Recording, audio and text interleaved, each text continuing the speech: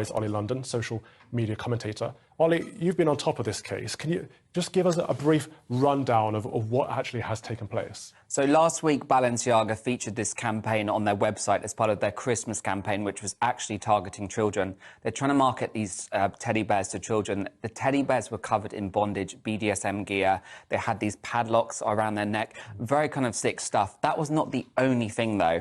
If you zoom in closer to the pictures, there's actually so many details there. There's dates written on the wall. When you Google the top news stories of those days, it's referencing child predator court cases. There's also books and court documents being featured. There was a Supreme Court document featured under a handbag, which was referencing a Supreme Court case arguing for child porn to be legalized. So it's really, really shocking stuff. And then Balenciaga issued a statement apologizing, which really isn't enough. They were trying to blame the creative studio behind this shoot. But really, you know, for these pictures to be on the Balenciaga website, it's a multi-billion-dollar company. It has to be approved by the designer, the CEO, everyone at the top. So it's really shocking stuff. And the photographer himself has come out to say, actually, I didn't get to select the products or the models. So Balenciaga know that their bondage teddy bear with black eyes and, as you say, bondage gear is going to be modelled by young, very, very young children. They knew that, regardless of what direction the photographer took. You know, they're trying to blame the kind of creative agency. But, you know, the photographer is obviously just hired to take the photos. But this photographer does specialise in kind of very unusual and weird pictures of children.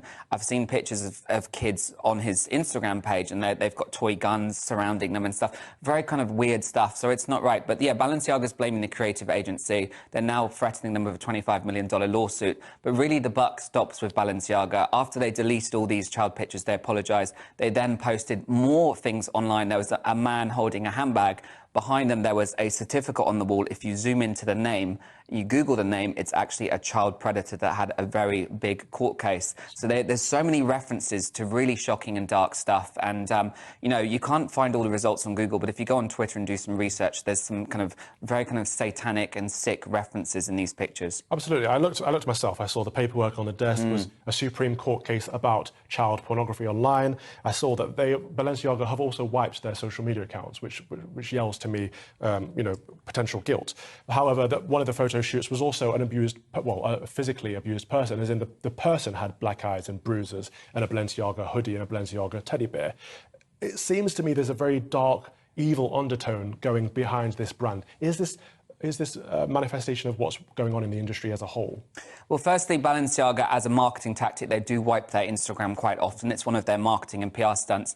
But yeah, there was also a picture of a woman with black eyes and clearly looked like they'd been abused and assaulted. That was the theme. They were trying to glorify that and glamorize it and trying to normalize it, just like the kids holding the bondage teddy bears. So I definitely think Balenciaga has very dark kind of things going on. And in 2016, one of the people that recruited all of the models for Balenciaga's runway show was a woman called Rachel Chandler, who has been on Jeffrey Epstein's island. She's even posted a picture on Instagram of CCTV footage back in 2013, bragging about being on an island. And if you look at her modelling agency, every single one of the models looks like a trafficking victim. You can see they've got very dark under the eyes, so people need to research that. But I think it's, you know, it's definitely the industry as a whole, because why isn't Kim Kardashian, who is the public face of this brand, why has she stayed silent? She's got 4 children. Why has she said nothing? You know, Balenciaga quickly dropped Kanye for his tweets, and rightly so, because what he said was absolutely shocking.